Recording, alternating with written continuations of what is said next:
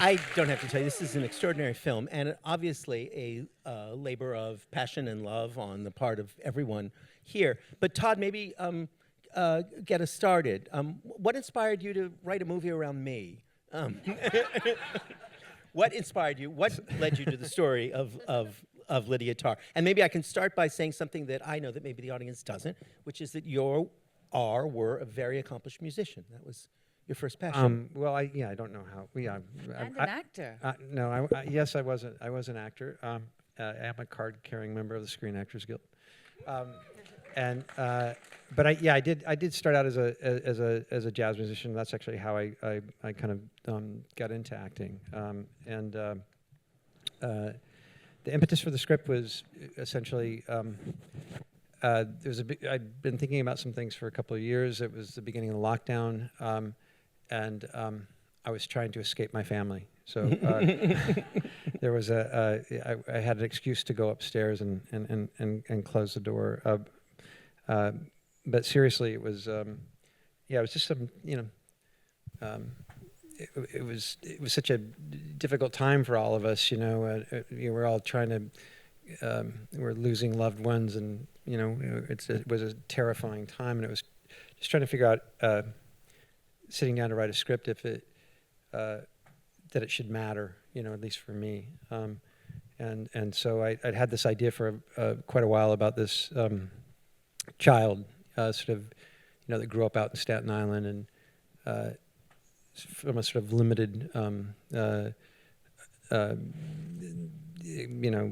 household in terms of being exposed to anything other than, pop culture, who sort of saw music as their salvation, and had sort of ran toward that. And the idea was that we find this child now turning 50 when that music has sort of delivered them to a rather different outcome than what they imagined, where they're sitting atop a large cultural institution and having to deal with the politics and the sort of maneuvers that are required of somebody that's in essentially a figurehead position in many ways, that has a lot more to do than making noise, which is what they started out doing. That's fascinating, Todd, because Cate and I were talking just a few moments ago that one of the glories of this movie is it has no elevator pitch, right? It's not about one thing that you can easily name, right? It's a profound character study.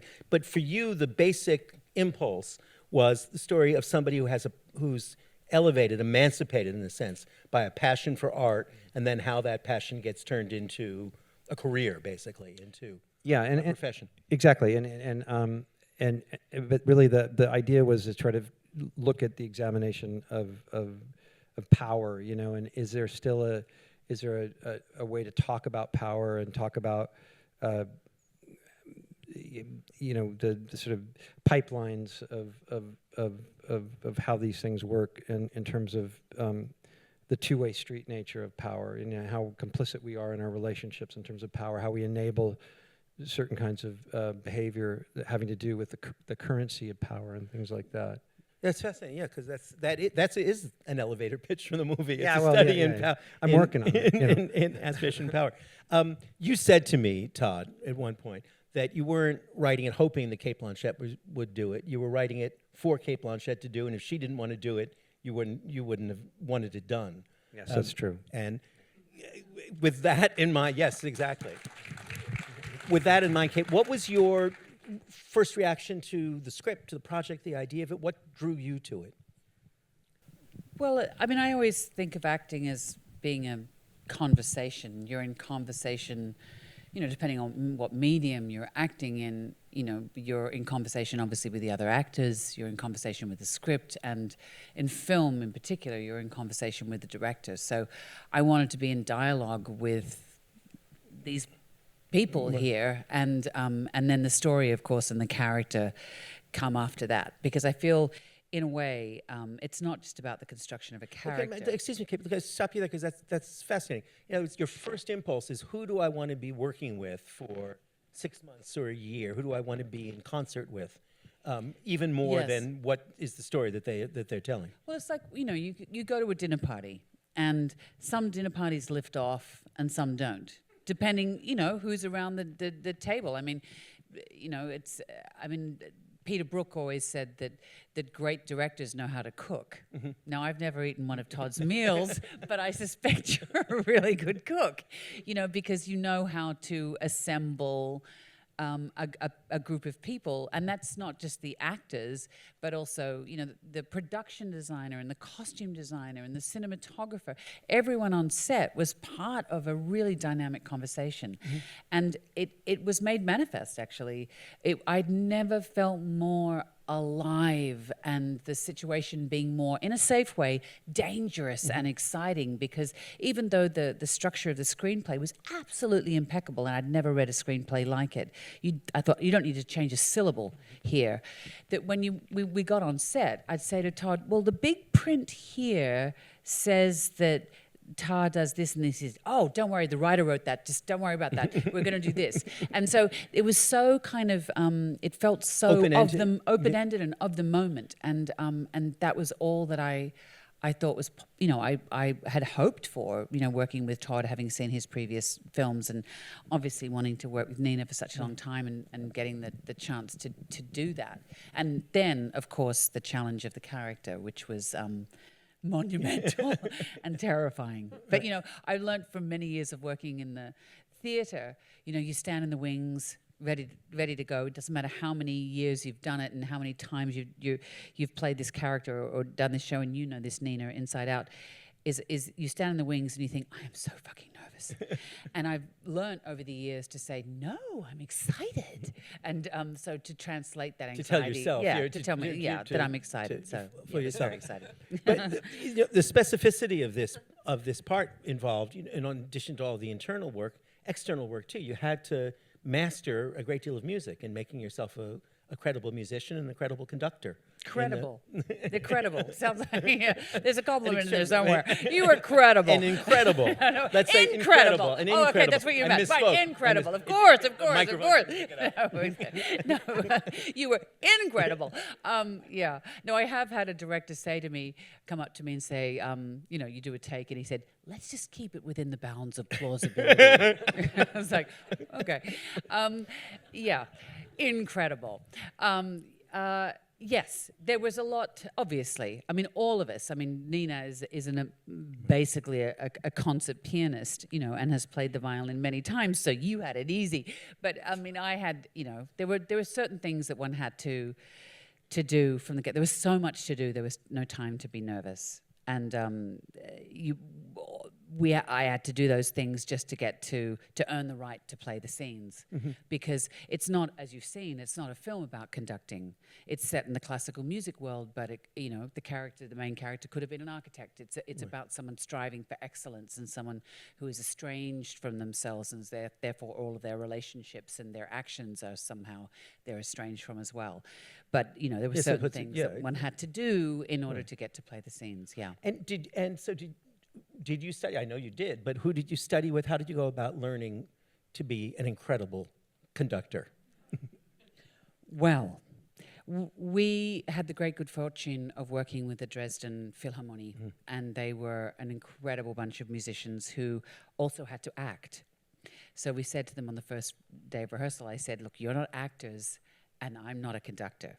So, between us, we have to find our way together, which is basically what you have to do anytime you create something, right? You have to find your way together. Every ensemble has to do that. But it was during the pandemic, so there was not a lot of face-to-face time. So I went online, thank God for YouTube, and Ilya Musin, who's one of the great conducting teachers, had recorded a series of masterclasses, I think back in the 80s. And so I started with him. And just watching it on YouTube and yeah. And then I have a friend who was a conductor who helped me understand what the right hand did, what the left hand did, what it felt like to stand up on the podium, and how for women still today, it's still 70% of that is a political act every time you step onto the podium. And political act in the sense that the act of assertion of authority isn't itself political. Well, that when you, I don't want to tell tales out of school, but when we were, but I will.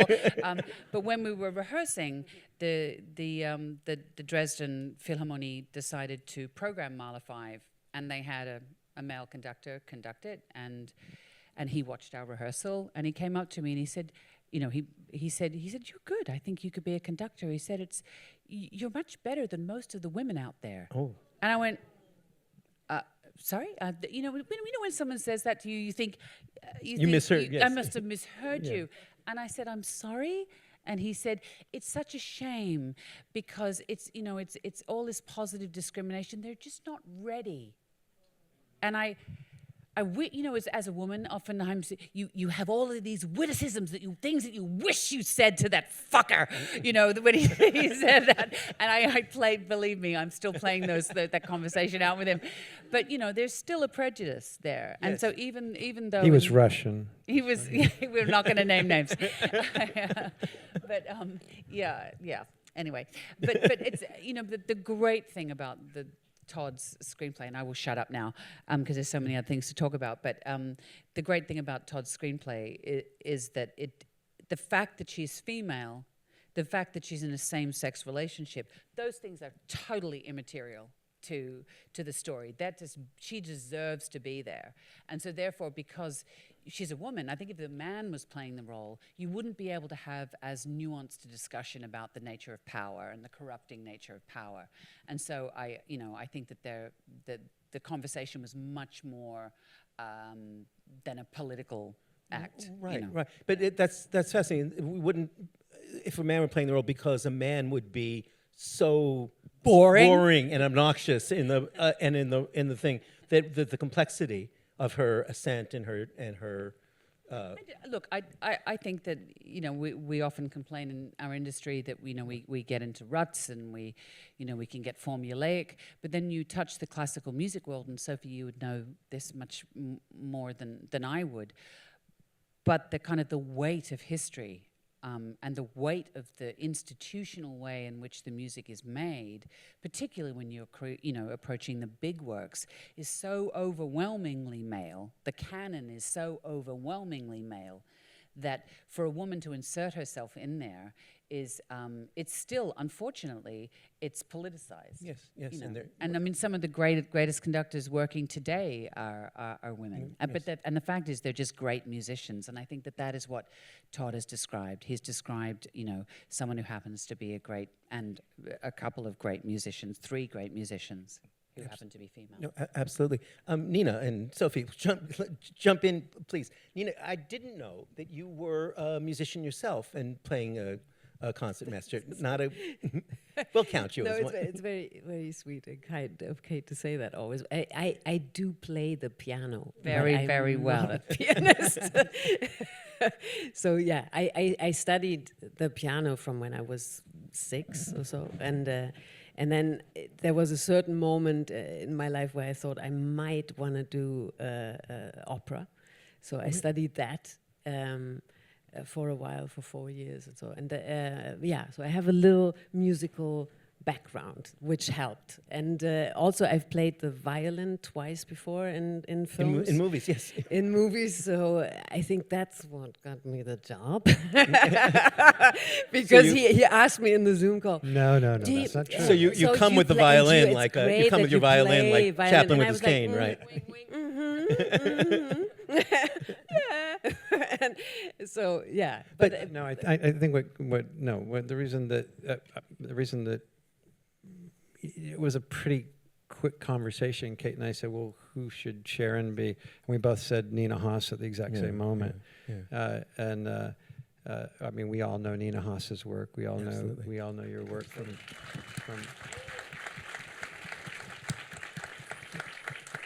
And what a dream for us to all to be able to work with you. We've all long admired your work, and yes, it was lucky that you played the violin. But that was I would have asked you anyway. So, yeah.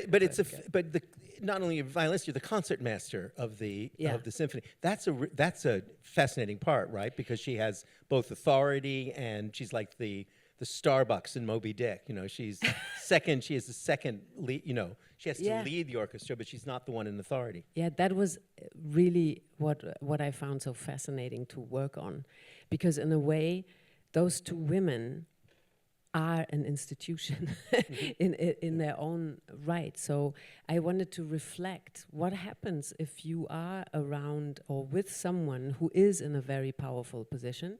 You yourself are in a very powerful position in your own right, but you are not innocent in that moment. You enhance a system because it comes from a point of love. I had the feeling she is really in love and respects and admires Lydia for the musician that she is. But also she enhances, she wants her to stay there where she is. And she is kind of saying little things, and that was something that I loved so much about the script, that I could find all these little, sand corns where I thought, why does she say these things? Why does she say our daughter has a problem in school? And then she knows, and then what's going to happen, because she might not want to do the dirty work, but she knows exactly what's going to come out of this. And then she said, oh, now she has no problem anymore. And all these, I found it so fascinating to look for all these details in the script and in our relationship. That was great. One of the most moving moments for me, and who was it? I guess Jimmy Stewart said, "Movies give us pieces of time, little moments of reality of that we do." And for me, one of the most moving moments in the film is when the two of you are together at the end of the day with Count Basie playing in the background and a glass of wine. The sense of intimacy and complicity between the two of them is so beautifully articulated and gives. Thank you. Yeah, Yeah, but I find it so interesting that it starts off that she has a heart problem. Yes. She comes back from somewhere where she had a big success in New York, but the partner is at home having problems, to immediately get her back in to reality and to life. So that is rich. It's a rich relationship. That was great. The two of you incarnate that beautifully. Now, Sophie, you, if I may turn to you, working with these two extraordinarily distinguished actors, but this is your first rodeo, really. This is your first part in a film, right? And you're coming to us as an actual, honest-to-God cellist. Yeah.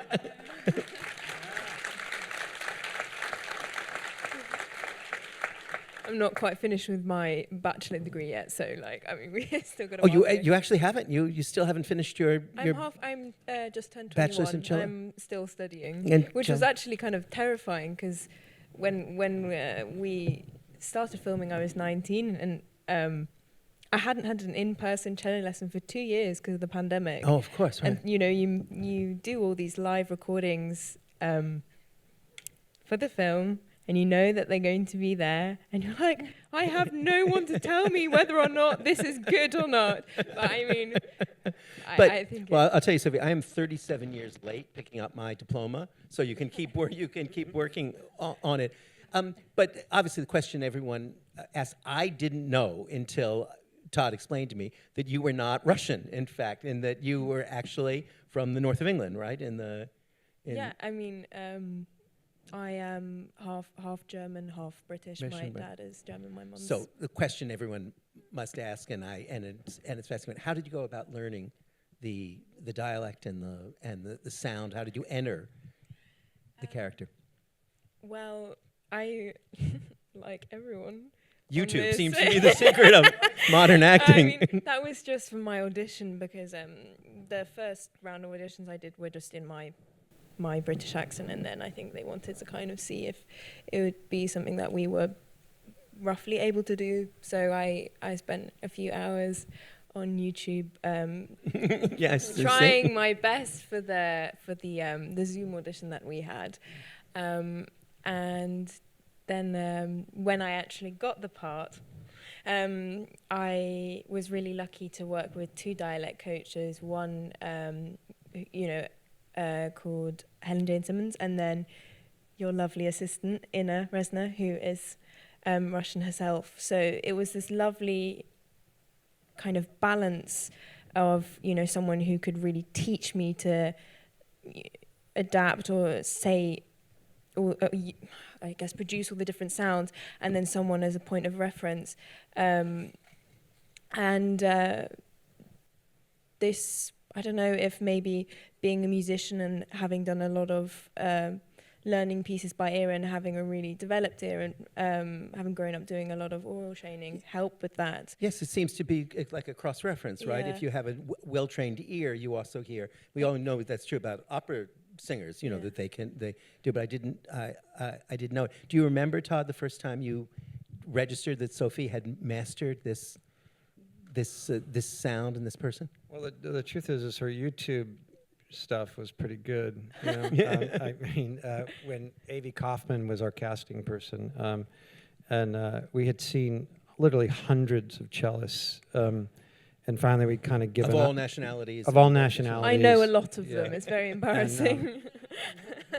And finally we said, well, maybe we should just find an actor that can kind of hold a bow. You know, we were kind of at wit's end, and then this, this self-tape came in from this 19-year-old cellist, and I actually I had no idea that you were British, because the first thing I saw, you'd already done this YouTube, accent. So that was the first thing I heard, and I just thought she was Russian. Yeah. And so it wasn't until we called her back that I found out that she wasn't. But in terms of you mastering the dialect, I mean, you got to work pretty quickly with that dialect coach, and also with Ina. Yeah. By the time you turned up on set, I mean, it was it was pretty perfect. It So. helped a lot. That's terrific. Now I'm going to ask everybody a question that I know will infuriate Todd, because it sounds like it's violating every superstition. But this film has been so extraordinarily well received. I remember being on the set and leaving thinking, well, this looks good to me, but who knows how it come together. But the film came together in such an extraordinary way and has gotten such remarkable praise for, obviously, Cate, for your performance, and I can see the alarmed look in your eye, like you do not want to talk about it. But it does fascinate me. Todd, you've been away you haven't had a new film in 5 or 6 years, and how do you respond to that? How do you react to that? With total panic and concern, or with a sense of that this is working? I mean, we made this film, because we wanted to be able to have people have conversations about it, So if people are having conversations about it, then hopefully it was worth all of our time, I mean, that's why we make films. That's why we perform. That's why we act. We're all storytellers here. So. Well, one of the things that fascinates me about the conversation, and I hope we'll have more of it tonight as well, is that it's been about exactly the things that you were felt most passionately about the nature of self-emergence. I even sensed when at the opening scene, right, that the account that Lydia is giving of herself at the beginning can't be the totality of the truth, right? That was the beauty of how that scene is written, that even an idiot like me can sense that there's an element of self formulation here. And that seems to be what most people are talking about how we construct ourselves. Indeed, yeah, and we've talked about this a lot, which is, how important it is when people talk about their careers or their paths, that there's always this sort of Batman origin story, that we all have this great mentor someplace, In this case, it's ostensibly Leonard Bernstein, which in fact it probably was never Leonard Bernstein. That became part of the story. That's that beautiful moment when you see all of the Bernstein records and tapes. And yet some of what she's constructed is absolutely true. So it's like this. Well, she is a great conductor. She's a great conductor, and she has done these things. Those are facts. So there is that strange sort of cubist construction for all of us in terms of the stories we tell other people about ourselves and the stories we tell ourselves about ourselves. And some people, they've told this story so many times that they begin to believe it. Yeah. No. Cate, did you feel that way too about the real subject of the film is exactly how we construct ourselves, present ourselves, and disassemble ourselves, or get disassembled anyway? Yeah, I think, I mean, there's a moment in our lives, and particularly as actors, you know, when we inhabit other people's experience all the time, our sense of identity is kind of, it's ever shifting and ever changing. It's not a static thing, but there's a moment in our lives, whether it's when we're 20 or 40 or 50 or 60, when the painful realization that we are not who we think we are, and that other people may not subscribe to the fact that we are heroes of our own narrative. And I think that that's something that Lydia has to deal with. And also, you know, in the classical music world particularly, there's a sense that you have to have an origin story, that who your mentor is and who your mentor's mentor is, you know, gives you permission and an unassailable right to play the great canon, like your connection to the music. And of course, she doesn't come from that background, so she has to invent that narrative and then starts to believe that narrative, and therefore becomes estranged from her own origin story. And I think one of the most poignant moments for me when I first read the script was when her brother said to her, "You don't know who you are or where you're going." You know, and I think that it's like that's what sends her off on her third act. And so, you know, whilst she may say and do things that a lot of people find unpalatable and difficult, and I think that there's a lot of painful recognition. You know, we all do things that we hope no one's looking at. You know, you don't have to be a classical musician to be slightly manipulative, to tell a little white lie here and there that you think is kind, but in fact, you know, it's slanting in your own favor. But her bravest and most noble thing, I think, as a human being, as an artist, is to let go of the power. And I'm sorry if I'm repeating myself. No, Guys have been saying it all day. But Peter Brook says this fantastic thing about acting, is that you have to hold on tightly and you have to let go lightly. And I think when you are in a position of power, it's really hard to let go. And I think that in a way, I think it's the redeeming quality for me of her as a character, but also as an artist, is that, you know, our greatest triumphs as performers, it's, you know, praise is actually, and success, whatever that means, an external sense of success is often the most dangerous place to create, you know, and you have to kind of let that go. And I think that therefore it's, in a way, you know, when I first read the script, you know, her conducting at that unnamed small student Asian orchestra, I wept and wept and wept. I thought, this is tragedy. And my husband said to me, he said, "In my end is my beginning." And he said, maybe this is her, this is that, and in fact, a happy ending. I mean, sorry, I don't mean in the massage sense of a happy ending. I mean, a truly happy end. Okay, next question. The Thai sense of happy ending, yes. No. But it's fascinating. But you know what I mean. I saw the film, I mentioned this to Todd, with my wife and my son, the three of us all together. And when we left, totally knocked out by what you all had made, one of us said, "Wow, but though that's such a shattering ending, right? Because her everything she'd ever wanted is ruined." And the other one said, no, the whole point of the ending is that she's now an authentic person and she's actually finally achieving what she really wants, which is to have however modest, having a completely, use your word, and own her own history with this funny little Star Wars cult orchestra. And so that's, I think, the ambivalent beauty of that ending, is that... But it's also, what I find really interesting is that it's like, what is truth? You know, like, you know, that she says that Leonard Bernstein was her mentor. You know, I could say that Ingmar Bergman has been my mentor. Now, I've never met him. Right. I never met him, but I have watched every interview he's given. I have watched every single film backwards and forwards that he has given. So in some way, he has mentored me. And the fact that you go back to her bedroom and that she has imbibed and never had the opportunity to encounter a figure like Leonard Bernstein, but yet he has had a profound influence on her life. Well, it goes back to what you're saying about YouTube. You know, I mean, it's like you go to it. There's all kinds of ways of learning. Yeah, totally. No, I think that's what's so touching about it, and we all do that, right? And inevitably, when you're reading a biography of an artist, what it turns out,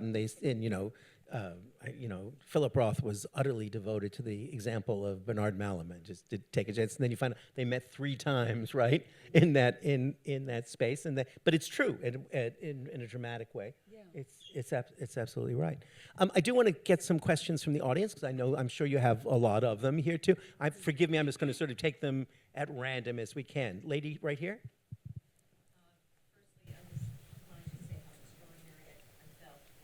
We have a microphone here, so we can. All right. This is an audience of actors, right? So, projecting. Yes, we are. Except that the mic doesn't work, but other than that, yes. You said it was extraordinary, just so everyone heard that. That's what I'm to say. I can. I think she said ordinary. Yeah, ordinary. How ordinary was. It's extraordinary. And in seeing at the end that the passion never left, it doesn't matter who you are expressing yourself to. Right. Yes, that's one of the. So Todd, since we do have the screenwriter here, what was your intention? Or Well, there's a Antonio Bricco is there's a great documentary on her if you're so inclined. And one of the things that she says in that documentary, this is the woman who, she conducted, it's spoken about in the interview between Adam and Lydia Tarr, which is at the very beginning, which is, she only as a guest conductor, right, for the Berlin Philharmonic and for the Met. In that documentary, she talks about, and it's like heartbreaking, she talks about the years when she couldn't conduct because she was a woman. And she said, what people don't understand is, you need an orchestra, that's your instrument. And if you don't have an orchestra, you have no instrument. So in the end, she's up there, yes, she has a click track, yes, it's, think what you might about what she's doing, but she has an instrument. Mm-hmm. She's not without an instrument.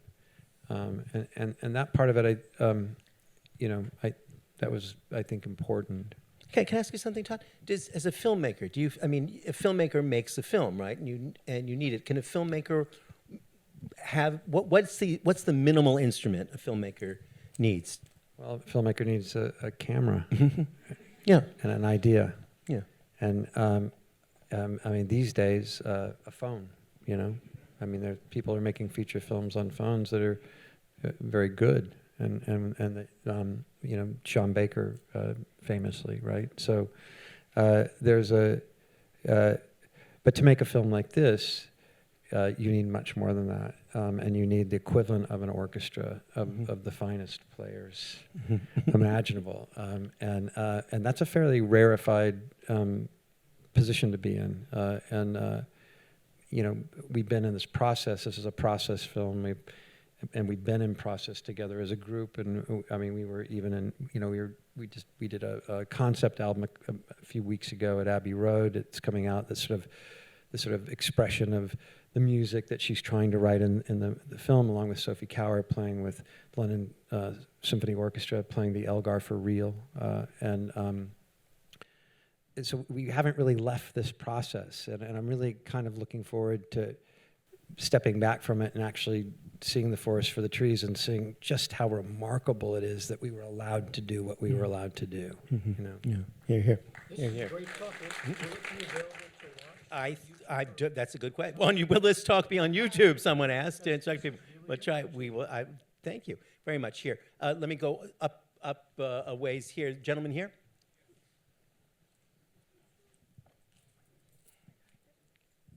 First of all, great job. Thank you for being here. This will be a quick question. This is for everybody. What was your best moment while working on this project? Great question. Great succinct question. Nina? Well, I think I have 2. The first, or more than 2, but the ones that I want to pick. The first one is doing the scene with Cate, and actually the rehearsal where we the rehearsal of the first scene where you get to know Sharon, and Todd was there, and the 2 of us, and I just knew, something's gonna happen. There is just someone who is such an incredible marvelous, intense, passionate artist opposite you, where you go, oh, that's really great. I'm so looking forward to this ride. So that was one moment. And another one for me personally was, because since I've never been, I mean, when do you have the opportunity? And that's the great thing about our job, I find, that you can dive into other people's lives. And I sit in the first chair of an orchestra. Cate is in front of me on this podest. And we're both very nervous also to convince these real musicians that we have a right to be here. We did our work. We can do this, you know. And Cate starts, and the hand goes up, and then there's this sound. I even now get goosebumps. You're in the body of this orchestra, and it's the most beautiful, rich, amazing sound that comes out of these individuals that decided we're always going to create something beautiful together. And that was just stunning. So those were There's no moment like when you hear Yeah. a great band, a great Yeah. beginning to play. Sophie, what was your... I'm really struggling. There were too All right, many. we'll come back to you. All right, Yeah, do that. All right, come back to you. Todd, the whole thing. You don't have to... All of it. All of it. You have a favorite child. Well, mine was seeing a trailer with my name on it. That was that was the highlight for me. You know, immediately sending the picture to my kids. Right. You know, a trailer that says God. Seriously, and at the risk of embarrassing her. No, I mean, seriously, I should say this. I mean, there were many. There's too many. I can't honestly answer that question. I will say that the moment, one of the very first rehearsals that we had with Cate and Nina and Sophie, when they were rehearsing the Mahler, and it was just the three of them and an accompanist and Natalie Murrenbeil, who was the conducting coach, and just sitting there and watching them and saying, "Oh my goodness, you know, this is it." You know, I mean, Something that existed for me as a series of inquiries and abstractions. Yeah, It's suddenly. Yeah, precisely. It's suddenly. Yeah, You know, yeah. it's why we love the theater, and that's why writers Yeah. love to write for that. But I was just going to say that seriously, I had been running lines with my wife for our scene for about a week in London, trying to remember each thing, and I thought, wow, her part is sure boring because she just is, there's so much exposition. And then we sat down together and rehearsed, and Cate found psychology, drama, meaning, and backstory, because it was apparent where she was inventing, where she wasn't, in everything. And I came away stunned by the work that a great actor can do. That was really the highlight. Clearly, that was the most important memory for me. But I mean, yeah. But that scene really is like a prologue. Yes. You know, so much of what comes, and I think you only realize that at the end of the movie or the next time you see it. But yeah, so obviously working with you, Adam, was the highlight. Yeah. Yeah. I knew that. I didn't want to. Yeah. But look, I agree with Todd. It sounds very disingenuous, but every single day, I mean, really, there was always some challenge. And invariably, I'd get a call at sort of 6 a.m. and it'd be Todd saying, "Here's the thing." And whenever he says, "Here's the thing," you always know that there's some enormous problem or challenge that he's laying at your feet. But you know, great directors trust you with big challenges. And when you're trusted with a big challenge, you all know this, you rise to the occasion because there's a sense of, you can do this. You know, like, so you're an amazing cheerleader in the way that, I know part of you was thinking, this is impossible, we're probably going to fail, but let's give it a go. And so you give it a go. So at most days we're like that. It's true. My son Luke once said, we spent a week with the director, you know, Ed Zwick, watching him work, and he said, I figured out the thing about being a director isn't the shots you make or anything else. It's being the one person who's still in the same mood at 6 p.m. he was in at 6 a.m. on the day. Some more questions from friends here. Lady right here. Thank you. First of all, I enjoyed it very much, and I wanted to ask Cate, could you talk about power? I love to see a woman character who is at the head of the industry, who's powerful, you as a very tall person. Look at my shoes. I'm not really that tall. Smoke and mirrors. Queen, you've been in played roles of great power. I wonder, as also an actress in the industry, do you come out of these roles feeling more powerful as a person? And also, does the lesbian aspect make her more powerful than if she had been a cisgender woman in a heterosexual relationship? So, You played queens and elven queens. Elven Queens, yeah, straight- I've got a good line of Queens. Yeah, I mean, it is a meditation on power and the destructive nature of power and what happens when people get close to power, no matter what their gender or sexual persuasion. In answer to your question about her sexual orientation, what I think is amazing about the film and wonderful is that just is what it is. It's just so fucking normal. And it's just that's the relationship that they happen to be in. So it was just the relationship. So we just played it like a relationship, which is, I think, is really great. And it's a part of the film, but it's not an underlined message of the film. I think that Todd is a screenwriter and a director of great nuance and really respects that an audience can deal with the complex world. And I don't think that the character, and this is maybe part of where I connected with her, I don't think about my gender at all until it stops me entering a door or someone else presents me with it as part of my entire identity. I think Lydia Tarr identifies first and foremost as being a consummate musician. She's a father. You know, that these are other things that she identifies with rather than her sexual persuasion or her gender. And in relation to power, I'm not quite sure what you're asking me. Do I feel powerful, or did I feel empowered by playing the role? roles. In other words, when you play a role of someone who has power, does that actually act, and does that empower you in some way?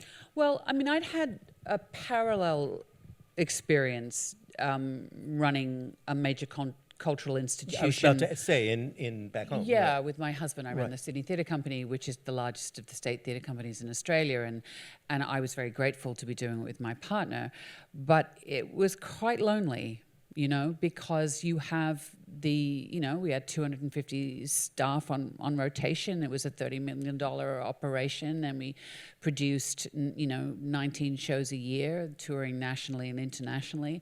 And also because we were the largest of the state theatre companies. So this is so boring. No. It's on the contrary. No, it's fascinating. Anyway, So you were the conductor in a sense of that. Well, in a sense, but Yeah. so therefore we were responsible for the health of the organization, but also we had to be advocates for the sector.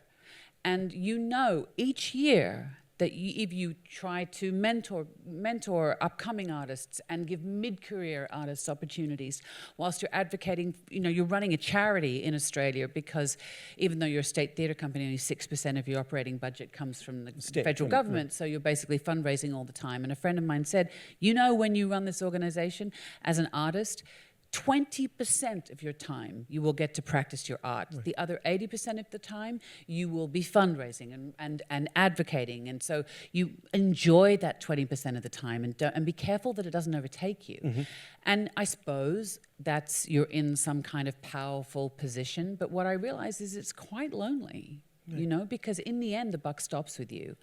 And I did connect in my own small way with the isolation of Lydia's experience. And the conductors that I've spoken to and that I've heard interviewed and speak about their craft is that they are a lone musician, and their instrument is a human instrument.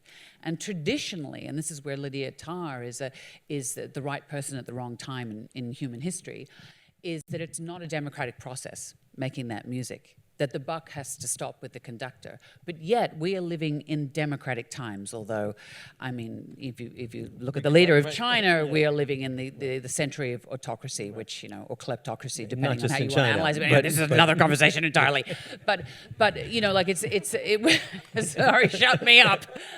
Where are you going, What Kate? time is it? Okay, thanks very much. I'm just going to stop right there. No, that's one place. But in fact, I think that actually that point is extremely well taken. We live in an era when autocracy and democracy are in contest not just in an orchestra Yeah, but, or. but the creation of excellence, it Has an autocratic and we all aspect. know this Yes. as actors, is that we cannot operate in a comfortable environment. It has to be a respectful environment. But oftentimes the advances we make as actors is when we're placed outside our comfort zone. And that was what I really relished working with Todd, is that he would ask things that always pushed the boundaries of us as performers, things that we didn't think we were able to do. But he gave us the courage, the respectful place to kind of take those risks into uncomfortable places, because acting is not a comfortable profession, believe it or not. Maybe that's a good place to end with this audience. Acting is not a comfortable profession, but it is. Let me just add that see this film, which has, like all of Todd's work, the complexity, the ambivalence, the interior life of a great novel has just been an absolute joy. Everybody, Thank you for very coming. much. Thank you.